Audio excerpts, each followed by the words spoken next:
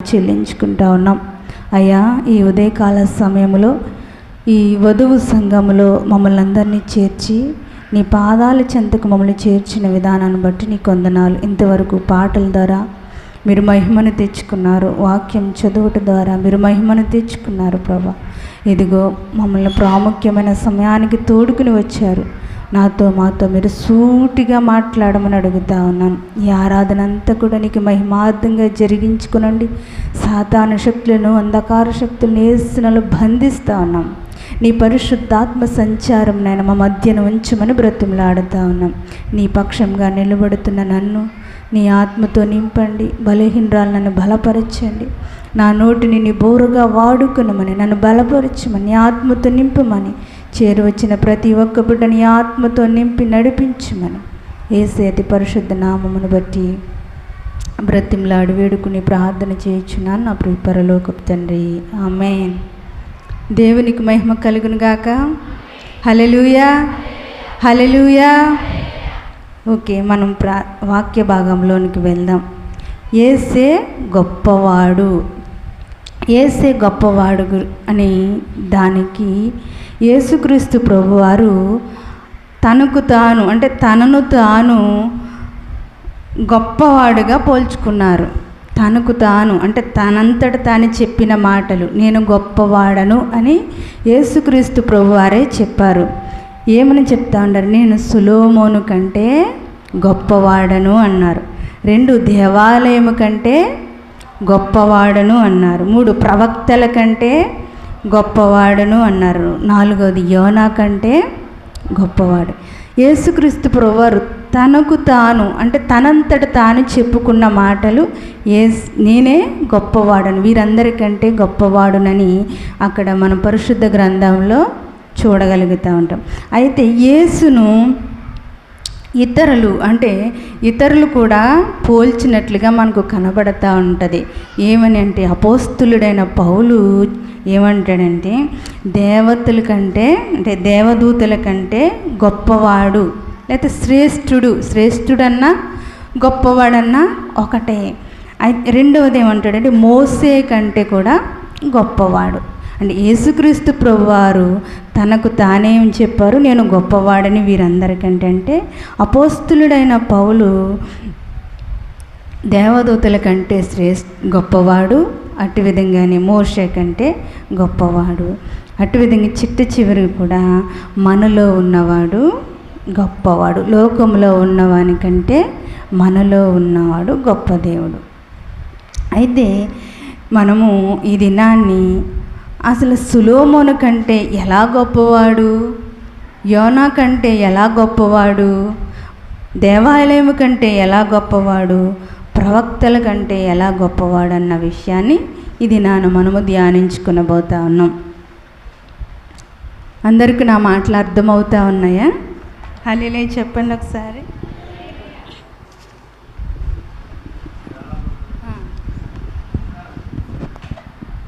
Thank you.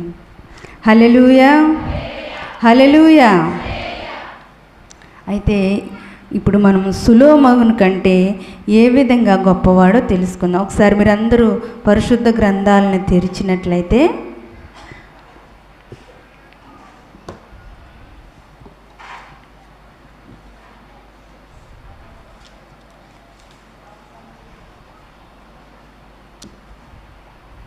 మత్తయి రాసిన సువార్త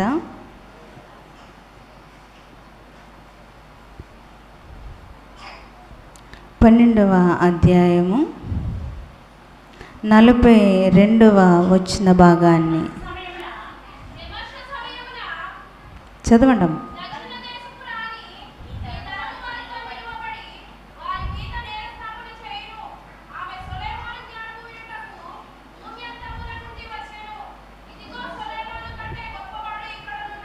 thank you తల్లి. సొలొమోను కంటే యేసు గొప్పవాడు. సొలొమోను కంటే యేసు గొప్పవాడు.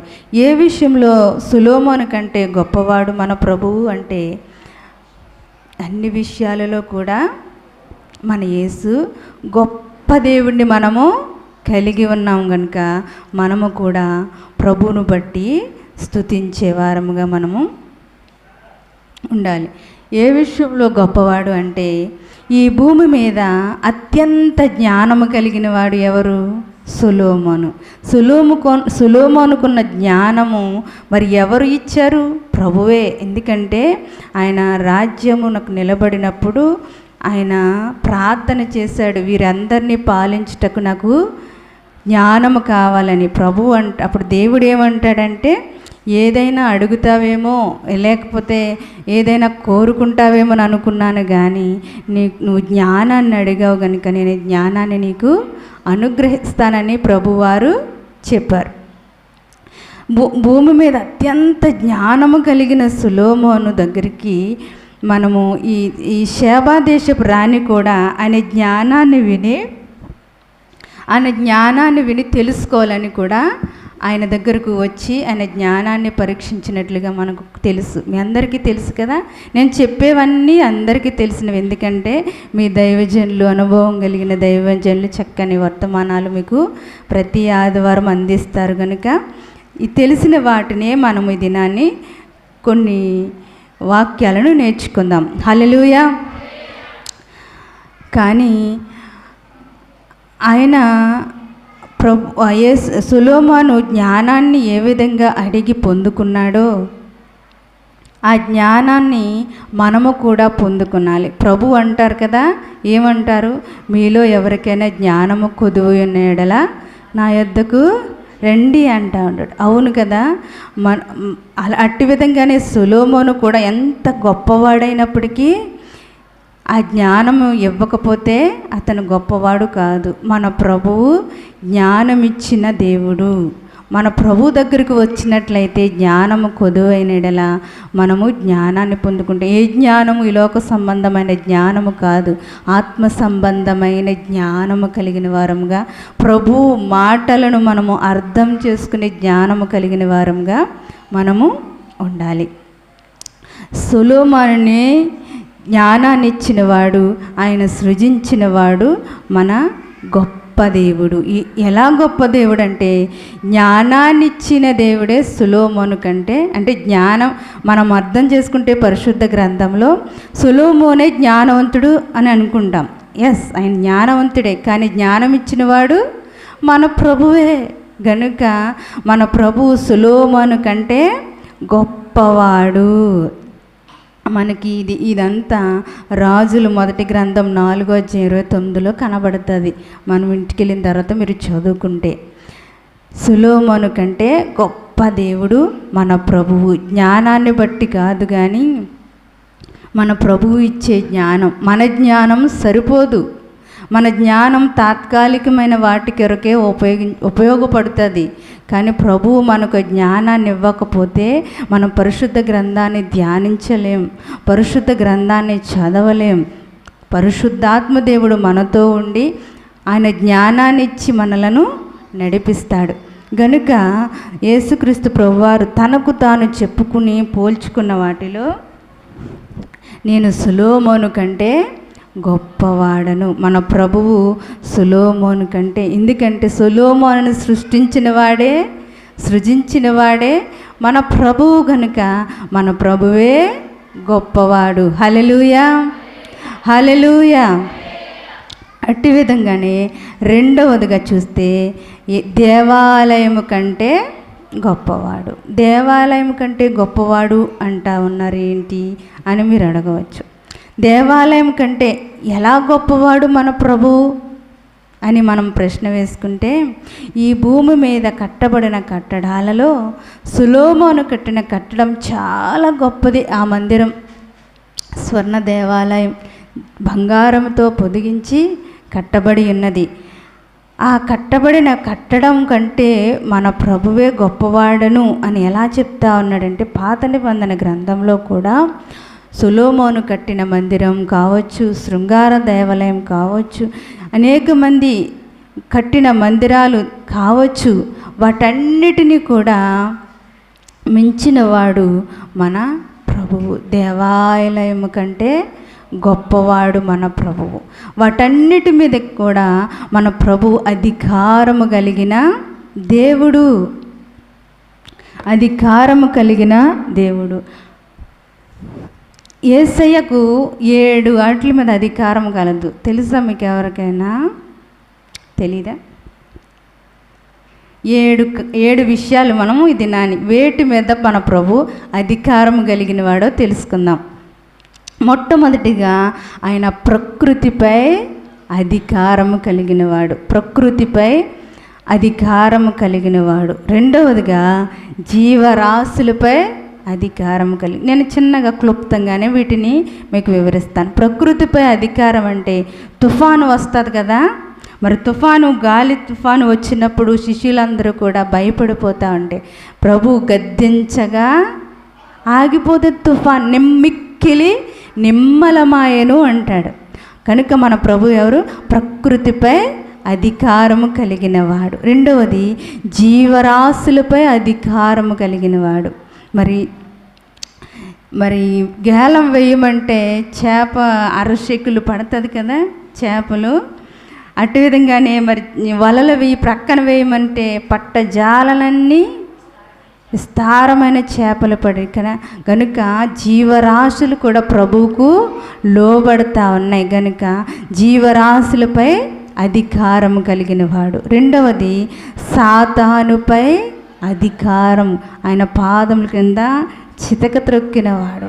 సాతాన్ని జయించినవాడు మన ప్రభు. కనుక సాతానుపై అధికారం కలిగినవాడు. రెండవది పాపములపై అధికారం కలిగినవాడు. పాపాన్ని జయించినవాడు. నాలో పాపమున్నదని మీలో ఎవడు స్థాపించునని ప్రభు అడుగుతా ఉన్నాడు. పాపిపై కాదు, పాపాలపై అధికారం కలిగినవాడు. ఐదవది మరణముపై అధికారం. మరణాన్ని గెలిచి తిరిగి లేచిన దేవుడు మన ప్రభువు. ఆరవది స్వస్థతలపై అధికారి. ప్రతి రోగిని కూడా ఆయన ఇలా ముట్టి స్వస్థపరిచిన. ఆయన దగ్గరకు వచ్చిన ఏ వ్యక్తిని కూడా ఆయన త్రోసివేయలేదు. ఆయన ముట్టుకుని స్వస్థపరిచిన దేవుడు. ఏడవది అద్భుత ఆశ్చర్య కార్యాలపై అధికారం కలిగిన దేవుడు మన ప్రభువు. ప్రతి కార్యము కూడా అద్భుత కార్యం. మనము నిర్మించిన రీతిని చూడగా అది కూడా అద్భుతమే. మనం ఈ దినాన్ని మందిరంలో కనబడుతూ ఉన్నామంటే ఆయన కార్యమే కదా. గనుక వీటి మీద ప్రభు అధికారము కలిగిన దేవుడు. మన యేసే గొప్ప దేవుడు. మీరు ఎవ్వరు కూడా నాతో మాట్లాడలేదు. మనం ఒక ఒప్పందానికి వద్దాం. నేను మీతో మాట్లాడతాను, మీరు నాతో మాట్లాడండి. పరిశుద్ధాత్మ దేవుడు మనతో మాట్లాడతాడు. ఓకేనా? ఎవరు మాట్లాడలే. నేను మీతో మాట్లాడతాను, మీరు నాతో మాట్లాడండి. పరిశుద్ధాత్మ దేవుడు మనతో మాట్లాడతారు. ఓకేనా? ఎవరు ఒప్పుకోవట్లేదు. హల్లెలూయా, హల్లెలూయా. దేవుడు మిమ్మల్ని దీవించునుగాక. రెండవది ఏంటి? దేవాలయము కంటే గొప్పవాడు మన ప్రభువు. అధికారము కలిగిన మన ప్రభువు దేవాలయము కంటే గొప్పవాడు. అయితే ప్రవక్తల కంటే గొప్పవాడు గురించి కూడా మనము తెలుసుకుందాం. ప్రవక్తల కంటే ఎలా గొప్పవాడు మన యేసయ్య అంటే, పాత నిబంధన గ్రంథంలో ఎంతోమంది ప్రవక్తలు మనకు కనబడతా ఉంటారు. ఏలియా కావచ్చు, ఏలీ కావచ్చు, అనేక మంది ప్రవక్తలు వారు ప్రవక్తలై ఎన్నో అద్భుత ఆశ్చర్య కార్యాలను జరిగించినట్లుగా మనము చూస్తూ ఉంటాం. అద్భుత కార్యాలు, ఆకాశం నుండి వర్షం, అగ్ని, ఇలాగా అనేకమైన కార్యాలను మనము చూస్తూ ఉంటాం. వారందరూ కూడా ఎవరు? ప్రవక్తలు. పాత నిబంధన గ్రంథంలో ఉన్న ప్రవక్తలందరూ కూడా వారు దేవుడు ప్రవక్తలకు ఇచ్చిన ఆ వరాలను బట్టి వారు ప్రతి కార్యాన్ని కూడా ప్రభును బట్టి చేసిన వారు. మన యేసయ్య వాటి మీద అధికారం కలిగిన దేవుడు. వారందరూ ప్రవక్తలకు అందరూ కూడా వారు సూచక క్రియలు కావచ్చు, అద్భుత కార్యాలు కావచ్చు, ఆశ్చర్య కార్యాలు కావచ్చు, ఏమైనా చేయటానికి ఎవరు అధికారం ఇచ్చారంటే ప్రభువే కదా. వారికి ఆ యొక్క వరాన్ని ప్రభు అనుగ్రహించి ఉన్నాడు.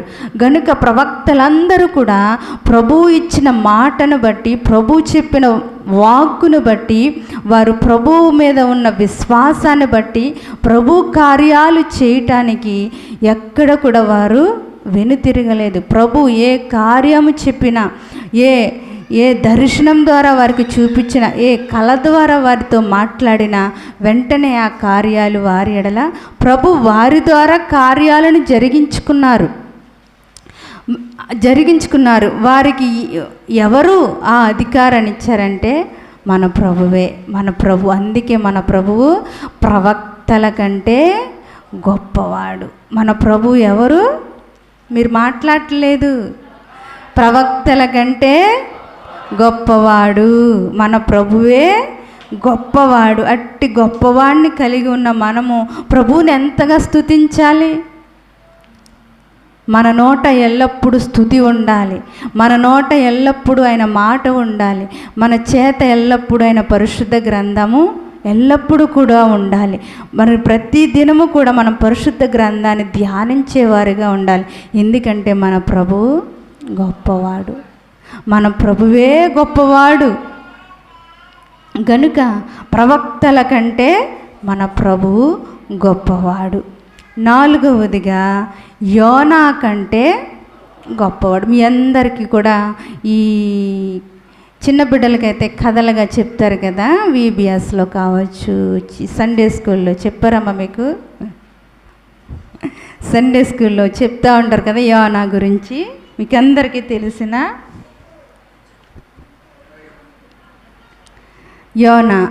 యోనా మరి యేసుక్రీస్తు ప్రభువారు నినేవే పట్టణానికి వెళ్ళమంటే అతను భయపడి వెళ్ళిపోతా ఉన్నాడు. దేవుడిచ్చిన మాటను వినలేదు.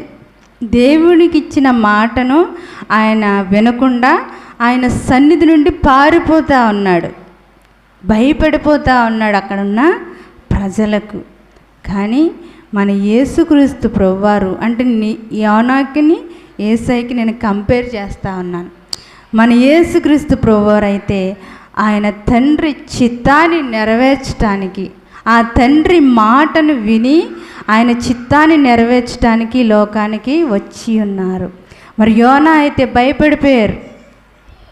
ఆ ప్రజలకు, నినేవే ప్రజలకు నా వల్ల కాదు, నేను వెళ్ళలేనని చెప్పి ప్రభువు యొద్ద నుండి పారిపోయిన వ్యక్తిగా మనకు కనబడతా ఉన్నాడు. మన ప్రభువు అయితే, మన యేసే గొప్పవాడు గనుక తండ్రి మాటను విని తండ్రి చిత్తాన్ని నెరవేర్చినట్లుగా మనకు కనబడతా ఉంది.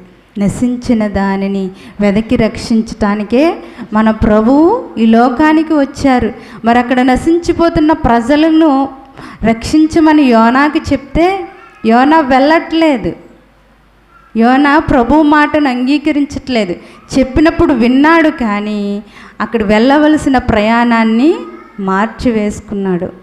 మన జీవితాలలో కూడా ప్రభు మనతో మాట్లాడుతూ ఉన్నప్పుడు, ప్రభు తన వాక్కును మనకు వినిపిస్తూ ఉన్నప్పుడు, దైవజనుల ద్వారా కావచ్చు, దర్శనాల ద్వారా కావచ్చు, మరి కళల ద్వారా కూడా ప్రభు మనతో మాట్లాడుతూ ఉన్నప్పుడు ప్రభు మాటలకు మనము చెవియొగ్గే వారముగా ఉండాలి. ప్రభు చిత్తాన్ని మనము గ్రహించే వారముగా మనము ఉండాలి. ఇక్కడ యోనా తండ్రి మాటను వినకుండా ఆయన సన్నిధిని పారిపోతున్నాడు. కానీ మన యేసయ్య ఆయన సన్నిధిలో నుండి ప్రభు తండ్రి ఏదైతే ఆయనతో మాట్లాడి పంపిస్తా ఉన్నాడో, నేను వెళ్తాను తండ్రి అని చెప్పి మన కొరకు, మనల్ని రక్షించుట కొరకు మరి ఈ లోకానికి దిగి వచ్చినట్లుగా మనము చూస్తూ ఉన్నాం. అందుకే అంటాడు ప్రభు మత్తయి సువార్త 12వ అధ్యాయము 41వ వచనంలో ఇక్కడ,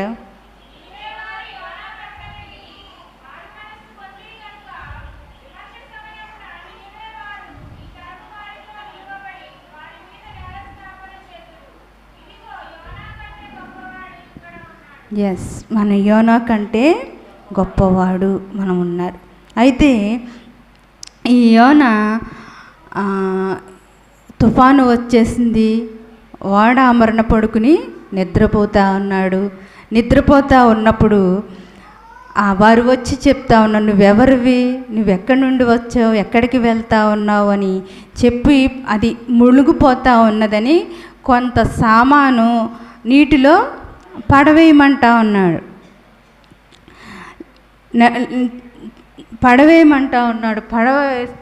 పడవేస్తే కొంచెం తేలిక అవుతుందేమోనని. ఎన్ని వేసినా అది తుఫాను మాత్రం ఆగట్లేదు. అప్పుడు అంటా నన్ను సముద్రంలో పడవేయమంటా ఉన్నాడు. దేవుని మాట వింటే అటువంటి ప్రమాదానికి గురి అవుతామా? అవ్వం. దేవుని మాటను శ్రద్ధగా కనుక మనం విన్నట్లయితే ఆయన ఒకవేళ అటువంటి ప్రమాదంలో ఉన్నను తప్పించగల సమర్థుడు మన ప్రభువే.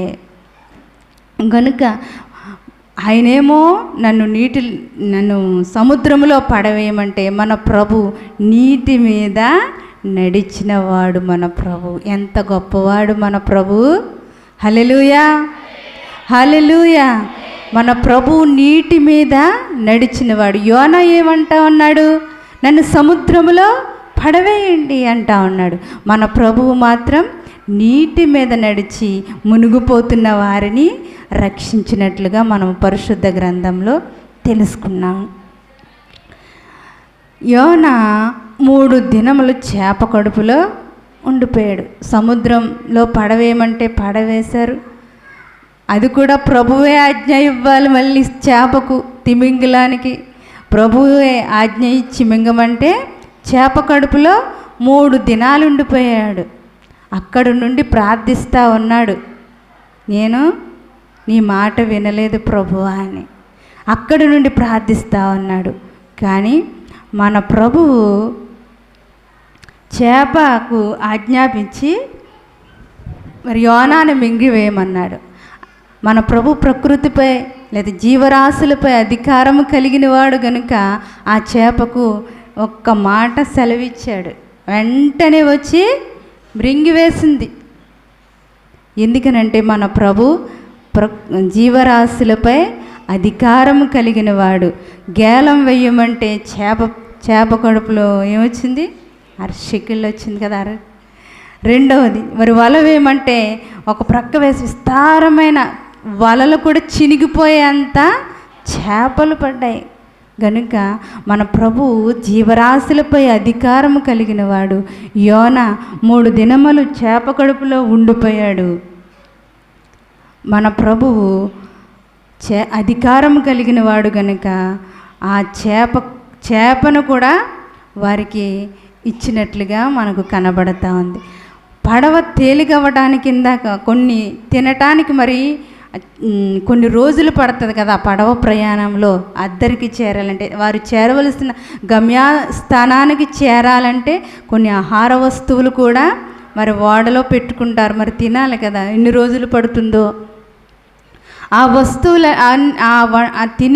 వస్తువులన్నీ కూడా సముద్రంలో పడవేశారు.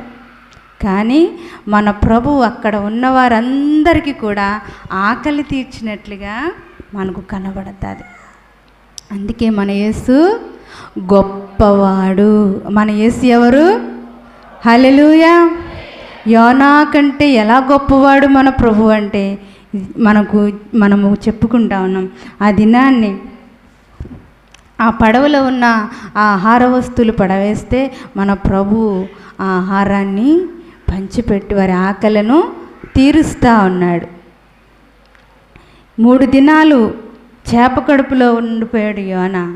మన ప్రభు 3 దినాలు నీ కొరకు నా కొరకు కల్వరిగిరిలో యాగమై నీ పాపముల కొరకు నా పాపముల కొరకు బలి అయిపోయి చనిపోయి సమాధి చేయబడి 3 దినాలు సమాధిలో ఉండిపోయాడు మన ప్రభు మృత్యుంజయుడై తిరిగి లేచినవాడు మన ప్రభువు. హల్లెలూయా, హల్లెలూయా.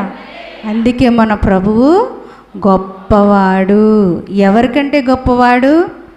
యోనా కంటే గొప్పవాడు. ఎవరికంటే గొప్పవాడు అని చెప్పుకున్నాం?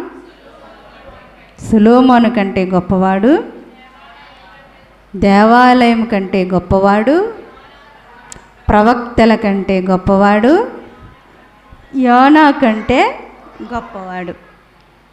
మోషే కంటే ఎలా గొప్పవాడో ఇది నాని మనము కూడా ధ్యానించుకుందాం. ఎలా గొప్పవాడు మోషే కంటే అంటే, మోషే పుట్టినప్పుడు ఆయన పుట్టడానికి చోటు ఉన్నది కానీ ఆయన బ్రతకటానికి మాత్రం చోటు లేదు. మరి ఆయన పుట్టుతున్నప్పుడు మరి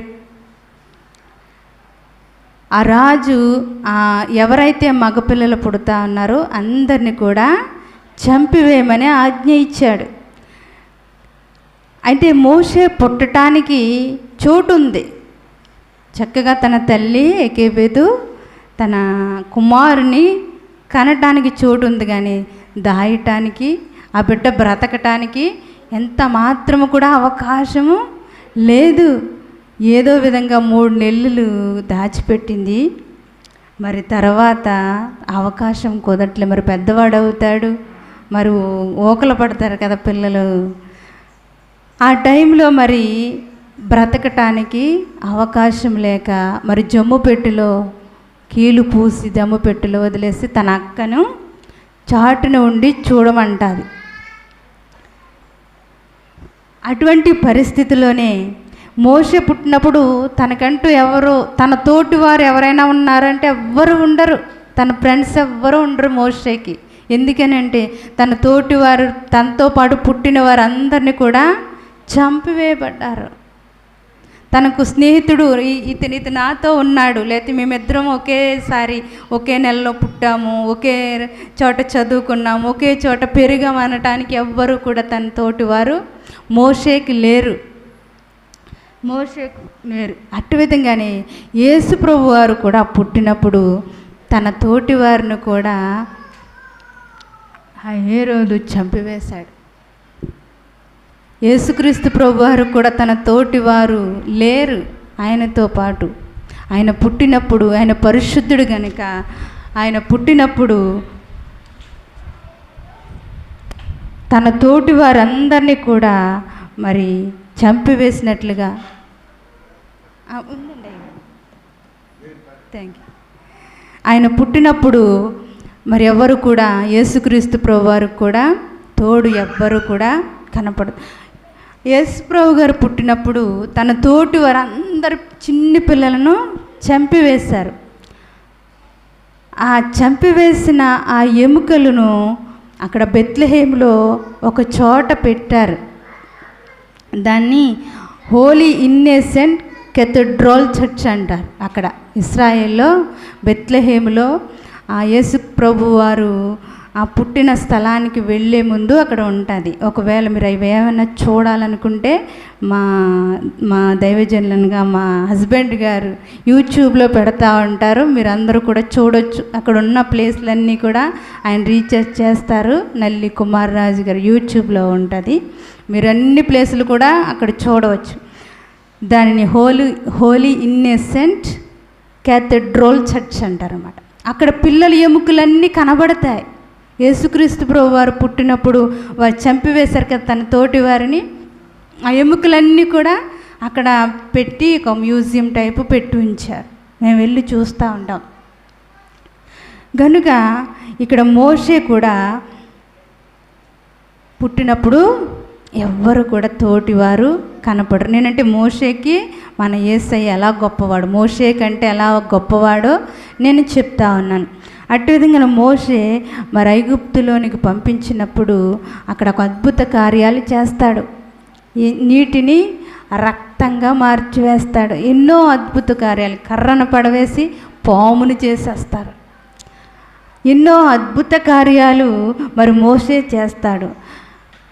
మోషే నీటిని రక్తంగా మార్చి కంపు కొట్టేసేటట్టు దుర్వాసనతో మరణాన్ని తీసుకుని వస్తే మన యేసు ప్రభు వారు కానా విందులో నీటిని ద్రాక్షారసముగా పోసి అనేక మందిని తృప్తిపరిచినట్లుగా మనకు కనబడుతుంది. నీటిని ద్రాక్షారసముగా చేసి మన యేసయ్య గొప్పవాడు.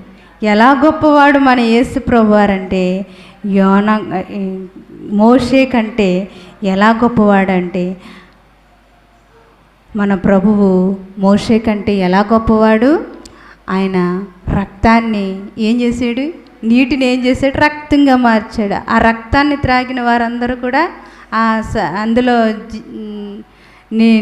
నడిచిన వారు లేకపోతే ఆ నీళ్లు త్రాగిన వారందరూ కూడా చనిపోతారు, మరణాన్ని తీసుకుని వచ్చాడు. కానీ మన ప్రభువు నీటిని ద్రాక్షారసంగా మార్చి జీవింపచేశాడు. హల్లెలూయా, హల్లెలూయా. అందుకే మన ప్రభువు గొప్పవాడు. వేటి మీద గొప్పవాడు మన ప్రభువు అంటే, ఎవరి మీద గొప్పవాడు మన ప్రభువు అంటే, సొలొమోను కంటే గొప్పవాడు, దేవాలయం కంటే గొప్పవాడు, ప్రవక్తల కంటే గొప్పవాడు, యోనా కంటే గొప్పవాడు, మోషే కంటే కూడా గొప్పవాడు. మరొక దూతల కంటే ఎలా గొప్పవాడో చిన్న క్లుప్తంగా వివరించుకుని మనం ముందుకు వెళ్దాం. హెబ్రీ పత్రిక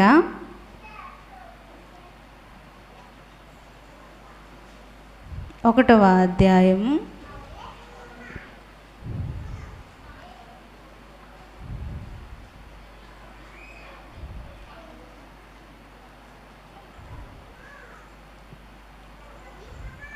1వ అధ్యాయము 3-4 వచనాలు కలిపి ఉంటాయి చూడండి.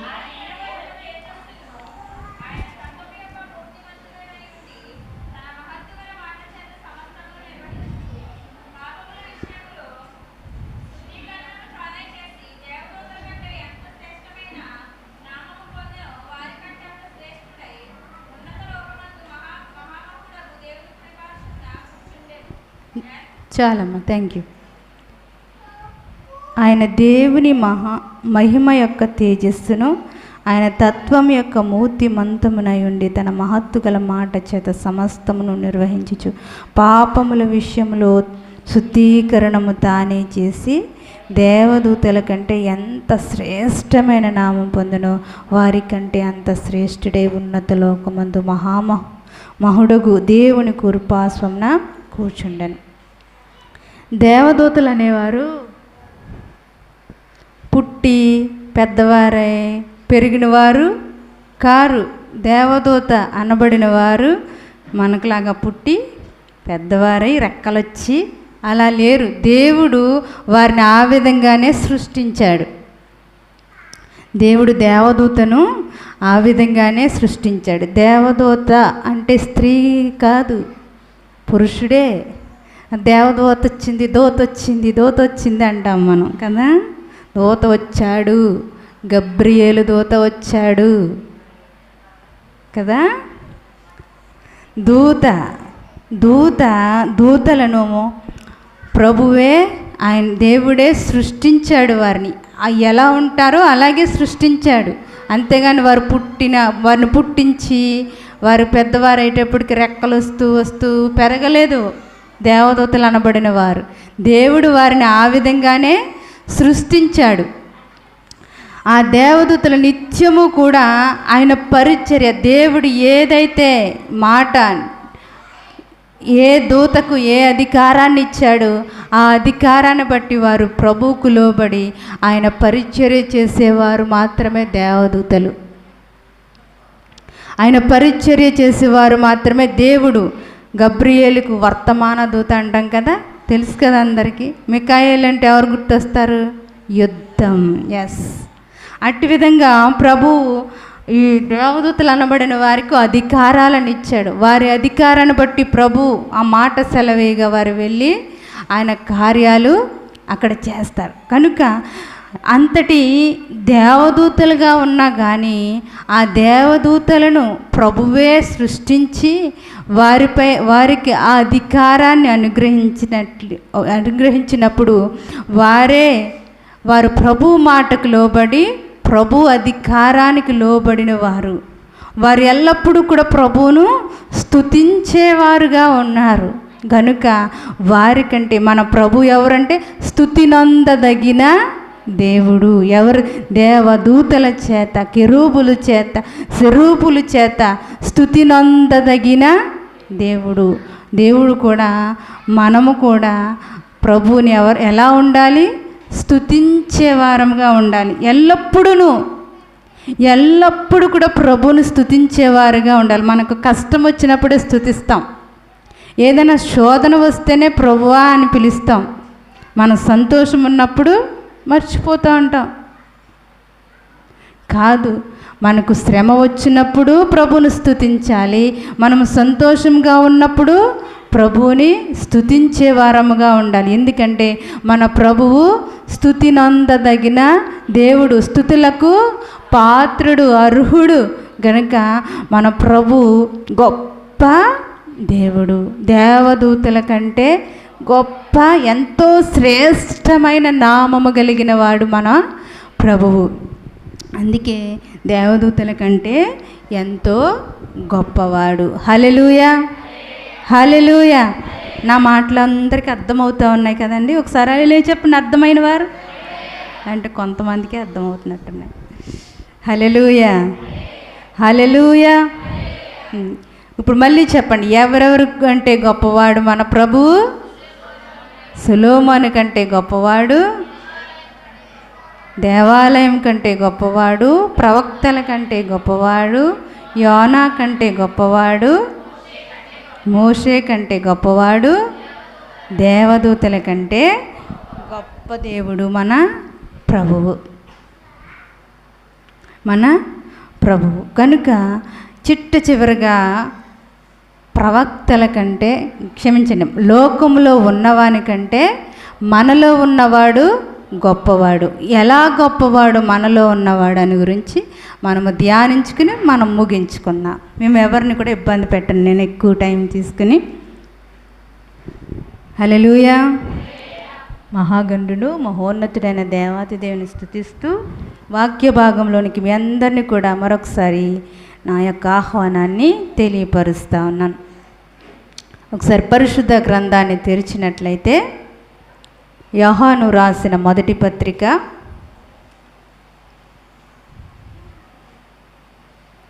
4వ అధ్యాయము 4వ వచనం.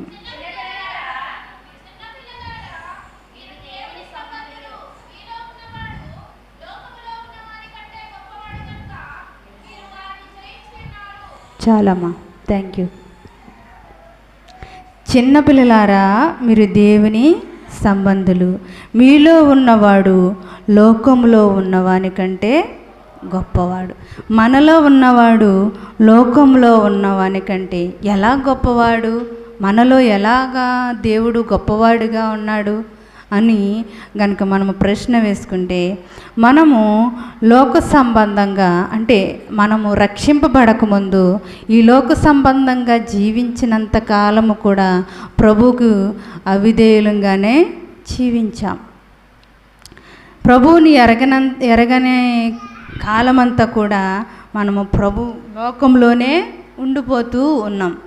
మనం ఎప్పుడైతే ప్రభువుని అంగీకరిస్తామో, ప్రభు మార్గంలోకి మనము వెళ్తామో, ప్రభువును బట్టి మనము ప్రభువులోనికి మనము ఎప్పుడైతే వస్తామో పరిశుద్ధ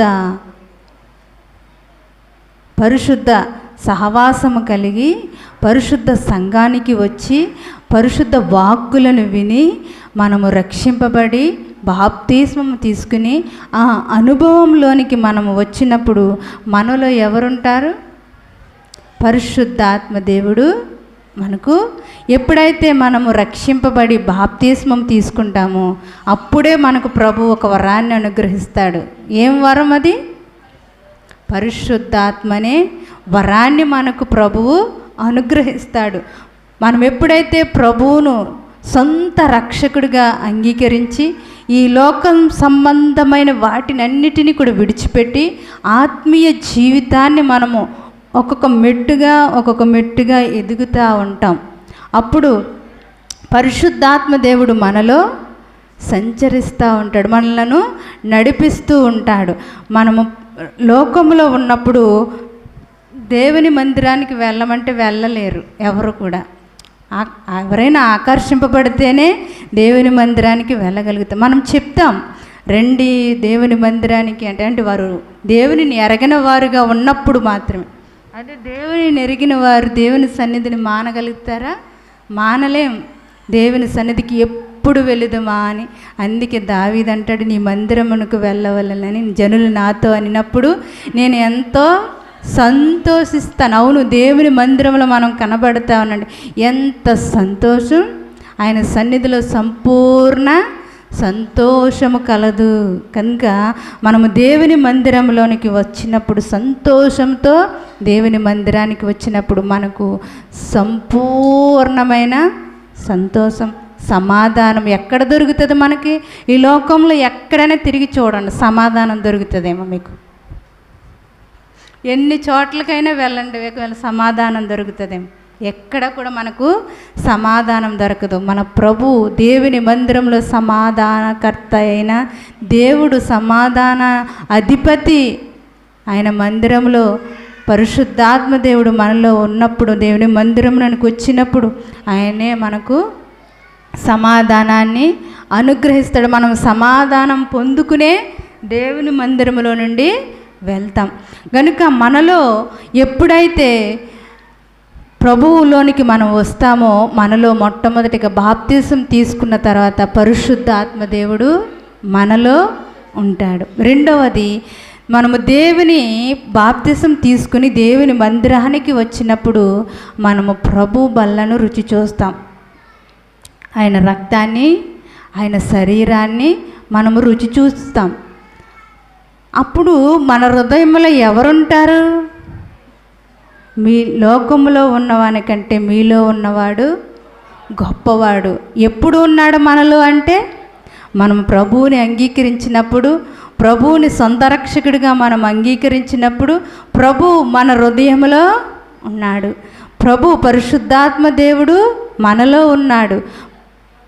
ఆయన శరీరము, ఆయన రక్తము మనలో ప్రవహిస్తూ ఉన్నది. కనుక మనలో ఉన్నవాడు ఎవరు అంటే గొప్పవాడు.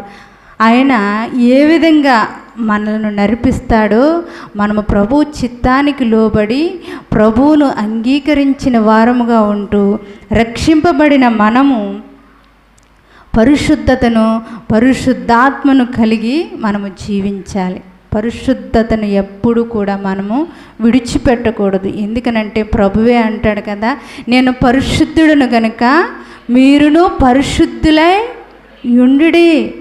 మనం ఈ లోకంలో ఎన్నో చోట్లకు వెళ్తాం. నేను ఒక మాట చెప్తాను, మనం లోకంలోనే ఉంటాం. ఎందుకంటే మనము మానవులం కనుక లోకంలో మనం జీవిస్తూ ఉంటాం. లోకం మనం జీవిస్తూ ఉంటాం, కానీ మనలో లోకం ఉండకూడదు. అర్థమైందా మీకు? మనం జీవించటం లోకంలో జీవిస్తాం, కానీ మనలో ఏముండకూడదు? లోకము అనేది ఉండకూడదు. లోకంలో ఉన్నవి ఏంటి? ఎస్, ఈ లోకంలో ఉన్నవి అవే నేత్రాస, శరీరాస, నేత్రాస, జీవపు డంబం. నేత్రాస, శరీరాస, ఏం తిందుమా, ఏం త్రాగుదుమా. ఇప్పుడు అంటే పరిశుద్ధ గ్రంథంలో చాలా విషయం, కొడిపోయేవారు దేవుడు అంట. అంటే కొంతమంది వ్యక్తులు అలా ఉంటారు, తిండి కోసం అన్నట్లు. క్షమించండి, మీరు కాదు, మిమ్మల్ని అంటలేదు నేను. అంటే పరిశుద్ధ గ్రంథం మీకు అర్థం అవటం కోసం చెప్తా ఉన్నాను. శరీర ఆశలు, శరీర కోరికలు, వాటన్నిటిని కూడా జయించాలి మనం. మన ప్రభు వాటిని జయించినవాడు. రెండవది నేత్రాస. మనం చూచింది రమ్యంగా, ఆనాడు అవ్వమ్మ గారికి ఎలా కనబడిందంట? రమ్యముగా కనబడిందంట. ఎంతో అందంగా ఉంది పండు, తినేద్దాం. ఎవరు చెప్పారు సలహా? సాతానుగాడు. దేవుడి మాట విన్నారు. దేవుడు చెప్పాడు ఆ పండును తినవద్దు అని. కానీ ఎవరి మాట విన్నది? సాతాను. మనం కూడా ఒక్కొక్కసారి మన ఆత్మీయ జీవితంలో ముందుకు కొనసాగుతూ ఉన్నప్పుడు కొన్ని సాతాను క్రియలు జరుగుతూ ఉంటాయి, కానీ మనం వాటికి లోబడకూడదు. మనము ప్రభువును బట్టి ముందుకు కొనసాగాలి. ప్రభు వాక్కును చేత పట్టుకుని మనకు ఇప్పుడు మనము రక్షింపబడినప్పుడు, ఎవరైనా సరే రక్షింపబడినప్పుడు చాలా సమస్యలు మనకు ఎదురవుతాయి. బాప్తీసం తీసుకుంటే మీకు అవి వచ్చేస్తాయి. మీరు బాప్తీసం తీసుకున్న వెంటనే మీరు పెద్ద ఇల్లు కట్టేసుకుంటారు, మీకు ఉద్యోగాలు వచ్చేస్తాయి అని అనుకుంటారేమో, అంటే నమ్మకాన్ని బట్టి. కానీ ప్రభు ఏమంటా ఉన్నాడంటే, నేను నా నిమిత్తం మిమ్మల్ని దూషించి హింసించి చెడ్డ మాటలెల్లా పలుకున్నప్పుడు మీరు ధన్యులు అంటా ఉన్నాడు. కనుక మనము బాప్తీసం తీసుకున్న వెంటనే మొట్టమొదటిగా మనల్ని ఆహ్వానించేవి ఏంటి తెలుసా? శ్రమలు. శ్రమలు మనలను ఆహ్వానిస్తాయి. అయ్యి బాబోయ్, బాప్తీసం తీసుకున్నాకే ఇన్ని శ్రమలు, నాకు తీసుకోకుండా ఉంటే ఎంత బాగుండునో అన్నట్లుగా దేవుడు పరీక్షిస్తాడు. కానీ అప్పుడే మనము నిలబడాలి ప్రభువులో. మనం అప్పుడే ఆ స్థిరమైన పునాది వేసుకొనాలి ప్రభువులో. మన ఆత్మీయ జీవితాన్ని ఆ పునాది మీద కట్టుకోవాలి. మన బండ ఎవరు? క్రీస్తే మన బండ. కనుక ఆ పునాది మీద మనము కట్టబడిన వారంగా ఉన్నట్లయితే ఆ బండ మీద కట్టిన ఇల్లు ఎక్కడైనా వరదొచ్చినా, వర్షాలు వచ్చినా, ఏమొచ్చినా కొట్టుకుని పోతుందా? కొట్టుకుని పోదా. ఆ సారాంశాన్ని కూడా ప్రభు మన వాక్యంలో ఉంచారు. కనుక మనము ఆత్మీయ జీవితాన్ని శ్రమల ద్వారానే జయించుకుని కట్టుకుని ఉండాలి. ఎప్పుడు శ్రమ వచ్చినా, ఎప్పుడు శోధన వచ్చినా, ఎప్పుడు అనేకమైన ఆటంకాలు కలిగినప్పటికీ కూడా వాటిని జయించేవారంగా మనము ముందు ఉండాలి. ఎందుకంటే మనలో ఉన్నవాడు లోకములో ఉన్నవానికంటే గొప్పవాడు. జీవపు డంబం, నేను అన్నట్టుంటారు కదా చాలామంది. నేనంటే ఏంటనుకున్నారు? లేకపోతే నేను తప్ప అక్కడ ఏం జరగదు, ఏమీ ఉండదు. అటువంటి లోక సంబంధమైన అవి కాదు. మనకు ప్రభువు ఉంటేనే సమస్తము జరుగుతుంది. హల్లెలూయా, హల్లెలూయా. మన దేవుడు నమ్మదగిన దేవుడు గనుక, గొప్పవాడు గనుక మనము ప్రభువుకు విధేయులుగా బాప్తిస్మం తీసుకున్న మనము, ప్రభువుకు రక్షింపబడిన మనము ప్రభు సన్నిధిలో కనబడే వారముగా ఉండాలి. మన ఆత్మీయ జీవితాన్ని లోకం వైపు వెనుతిరిగిన పరిస్థితిగా మనము ఉండకూడదు. ఎందుకనంటే మనలో ఉన్నవాడు గొప్పవాడు. ఎలా గొప్పవాడు అంటే, అందుకే ప్రభు అంటారు కదా, నేను రెఫరెన్స్లు ఏమి తీయించను మీ చేత ఎక్కువగా, మన దేహమే ఆయన దేవాలయము అంటా ఉన్నాడు. కనుక మనలో ఉన్నవాడు, మన దేహం ప్రభువుకు, మన ఆలయముగా ప్రభువుకు మన దేహాన్ని కనుక అప్పగించున్నట్లయితే అందులో ఈ దినాన్ని ప్రభు నీ హృదయంలో నా హృదయంలో ఉండాలని ఆశపడతా ఉన్నారు. ఎవరు మన హృదయాన్ని, లేకపోతే మీ హృదయాన్ని ప్రభు వైపుకు తిప్పుతా ఉన్నారు? ప్రభు ఈ దినాన్ని మనతో మాట్లాడుతూ ఉన్నాడు. మీ హృదయం ప్రభు కొరకు తెరుస్తూ ఉన్నారా? ప్రభు ఆ చిన్ని హృదయంలో ఉండాలని ఆశపడతా ఉన్నాడు. ఆయన ఉన్నతమైన స్థానాన్ని వదిలిపెట్టి అత్యున్నత సింహాసనంపై ఆసీనుడిగా ఉండిన మన ప్రభు నీ కొరకు నా కొరకు ఎంత దీనుడిగా ఈ లోకానికి వచ్చాడు. నీ కొరకు నా కొరకు ఆకాశానికి భూమికి మధ్య వేలాడాడు. నీ కొరకు నా కొరకు ఎన్నో శ్రమలు అనుభవించాడు. ఆయన శరీరం అంతా కూడా నాగటి చాల వలె దున్నబడింది. ఒక్క చోటు కూడా తగలని స్థలము లేదు. సంపూర్ణంగా ఎవరి కొరకు ఇదంతా దేవుడు చేశాడు? నా కొరకు అనుకోవాలి మీరు, మా కొరకు కాదు, నా కొరకే ప్రభువు ఈ కార్యాన్ని చేశాడు. నన్ను రక్షించటానికి, నన్ను ఆయన కుమార్తెగా చేసుకునటానికి, నన్ను ఆయన కుమారునిగా చేసుకునటానికి ప్రభువు మన కొరకు దీనుడిగా రిక్తుడిగా ఈ లోకానికి వచ్చి ఉన్నాడు. ఒక్కసారి ఆ అనుభవంలోనికి వచ్చిన మనము వెనుతిరిగిన పరిస్థితిలో వెళ్ళకూడదు. ఎందుకంటే దేవుడు ఈరోజైనా రావచ్చు, ఇప్పుడైనా రావచ్చు, ఎప్పుడైనా రావచ్చు. కనుక మనము సిద్ధపాటు కలిగిన వారముగా ఉండాలి. ఈ లోకంలో ఎన్నో ఉంటాయి, మనకు ఎన్నో కుటుంబ సమస్యలు కావచ్చు, కుటుంబ బాధ్యతలు కావచ్చు, ఏదైనా మన కుటుంబాలలో మన ప్రభువు ఉండాలి. మన బిడ్డలు ఆయన సన్నిధిలో కనబడాలి. మన యవ్వన బిడ్డలు ఆయనను అంగీకరించిన వారుగా, ఆయన రక్షణ కలిగిన వారుగా ఉండాలి.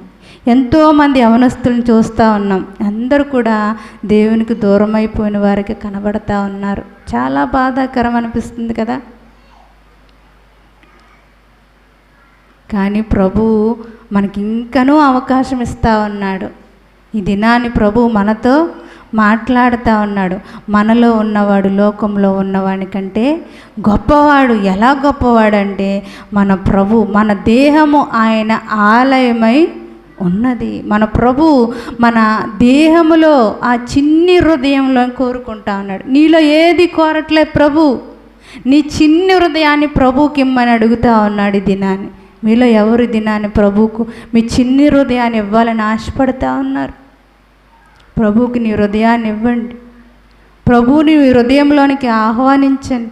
ఆయన తలుపు యొద్ద, హృదయం అనే తలుపునొద్ద తట్టుచున్నాడు. ఆయన స్వరాన్ని మనకు వినిపిస్తూ ఉన్నాడు. ఆయన స్వరాన్ని మనము గుర్తుపట్టే వారముగా ఉండాలి. మనం ఆయన స్వరాన్ని ఎలా గుర్తుపడతాము? ప్రభు వచ్చేటప్పుడు ఆయన స్వరాన్ని మనం ఎవరైతే గుర్తుపడతారో మనమందరము కూడా ఎత్తపడతాం. అవునా? ఆయన స్వరాన్ని ఎలా గుర్తుపడతామంటే, ప్రభువును అంగీకరించిన మనము దేవునిలో ముందుకు కొనసాగుతూ ఎన్ని శ్రమలు వచ్చినా, శోధనలు వచ్చినా, లేకపోతే శరీరం కృషించిపోయినా, బంధువులు విడిచిపెట్టి వేసిన, ఏది జరిగినను ప్రభువునందు స్థిరత్వం కలిగిన వారంగా మనం ఉన్నప్పుడు ప్రభు దర్శనాల ద్వారా మాట్లాడతాడు మనతో. కళల ద్వారా కూడా మాట్లాడతారు మన ప్రభు. వాక్కు ద్వారా మాట్లాడతారు, దైవజనుల ద్వారా మాట్లాడతారు. నువ్వు ప్రార్థించినప్పుడు ప్రభు నీతో మాట్లాడుతూ ఉంటాడు. ఆయన స్వరం మనకు వినబడుతుంది. ఆ స్వరాన్ని మనం గుర్తుపట్టాలంటే ఈ లోకంలో ఉండగానే ఆయన స్వరాన్ని మనము గ్రహించే వారముగా ఉండాలి. ప్రభు ఈరోజు రేపు రాబోతూ ఉన్నాడు. ఈరోజు రేపు ఆయన రాబోతూ ఉన్నాడు. మనం ఆయన స్వరాన్ని వినాలంటే ఈ లోకంలో ఉండగానే ఆయన స్వరాన్ని గుర్తుపట్టాలి. ఆయన స్వరాన్ని గుర్తుపట్టాలి. రెప్పపాటున ఆ స్వరాన్ని విన్న వెంటనే రెప్పపాటున ఎగిరి వెళ్ళిపోతాం ప్రభుతో. ఎంతమంది ఇష్టపడతా ఉన్నారు ప్రభుతో ఎగిరి వెళ్ళిపోవటానికి? ఈ దినాన్ని పరిశుద్ధాత్మ దేవుడు మనతో మాట్లాడుతూ ఉన్నాడు. మనము పరిశుద్ధంగా ప్రభు కొరకు జీవించాలి. ఆయన మాటకు, ఆయన చిత్తానికి లోబడిన వారముగా మనము ఉండాలి. మనలో ఉన్నవాడు లోకంలో ఉన్నవాని కంటే గొప్పవాడు. మన ప్రభువు వేటి మీద గొప్పవాడు? దూతల కంటే గొప్పవాడు, ప్రవక్తల కంటే గొప్పవాడు, దేవాలయము కంటే గొప్పవాడు, మోషే కంటే గొప్పవాడు, సొలొమోను కంటే గొప్పవాడు, యోనా కంటే గొప్పవాడు. లోకంలో ఉన్నవాని కంటే మనలో ఉన్నవాడు గొప్పవాడు. నాలో ఉన్నవాడు గొప్పవాడని చెప్పండి మీరందరూ. లోకంలో ఉన్నవాని కంటే, లోకంలో ఉన్నవాని కంటే, నేను లోకంలో ఉన్నవానికంటే అని చెప్తున్నాను. మీరు వెనకాల నాతో చెప్తారేమో అని అనుకోండి, మీరేమో ఆన్సర్ చెప్పేస్తున్నారు. లోకంలో ఉన్నవానికంటే నాలో ఉన్నవాడు గొప్ప దేవుడు. ఎస్, కనుక మరి దినాన్ని పరిశుద్ధాత్మ దేవుడు మనతో మాట్లాడాడు. మనలో ఉన్న దేవుడు గొప్పవాడు. కనుక మన వట్టి దేవుణ్ణి కలిగి ఉన్న మనమందరము కూడా గొప్పవారమే.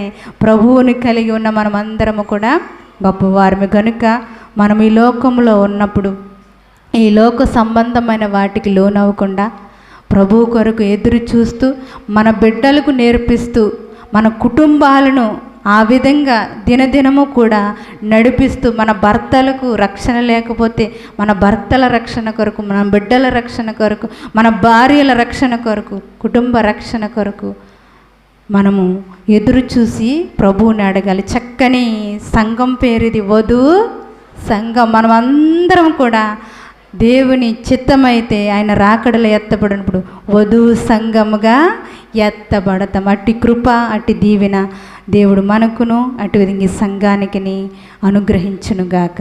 ఆమేన్. నాకు సమయం ఇచ్చిన దైవజనులు ఇరువురికి కూడా నా నిండు వందనాలు తెలియపరుస్తూ చిన్న ప్రార్థన చేసుకుందాం. పరిశుద్ధుడైన తండ్రి, కృప కలిగిన దేవా, నీ ఘనమైన నామమునకు వందనాలు. ఇదిగో నాయన, ఇంతవరకు మీరు ఏవి గొప్పవారో, వేటి మీద గొప్పవారో మాతో మీరు మాట్లాడినందుకు వందనాలు. విన్న ప్రతి ఒక్క బిడ్డ మీరు హృదయాన్ని తాకినందుకు వందనాలు అయ్యా. ప్రతి బిడ్డ దినాన్ని విన్న వాక్యాన్ని వారి హృదయంలో ఫలింపు చేయమని బ్రతిమలాడతాను అయ్యా. నీకు వందనాలు చెల్లించుకున్న దైవజనులను ఇరువురిని అయ్యా, ఇదిగో మీరు అభిషేకించుకున్నారు. నీ పరిశుద్ధ వాక్కులతో నింపి సంఘాన్ని నడిపిస్తుండగా ప్రభా, దైవజనులను కూడా నీ కౌగిటికి అప్పగిస్తాను. సంఘ బిడ్డలందరినీ నీ కౌగిటికి అప్పగిస్తాను. ఈ సంఘాన్ని మీరు దీవించండి, ఆశీర్వదించమని అడుగుతాను. ఈ సంఘంలో చేరువస్తున్న ప్రతి ఒక్క బిడ్డ కుటుంబాలను మీరు దీవించండి. వారి కుటుంబాల్లో నాయన నీ అద్భుత కార్యాలు, నీ మహిమ కార్యాలు, నీ రక్షణ కార్యాలు జరిగించమని బ్రతిమలాడుతాను. ఎత్తబడే సంఘంలో, ఈ సంఘము సార్వత్రిక సంఘంలో ఈ సంఘం ఎత్తబడటానికి గల కృపను అనుగ్రహించమని బ్రతిమలాడుతాను.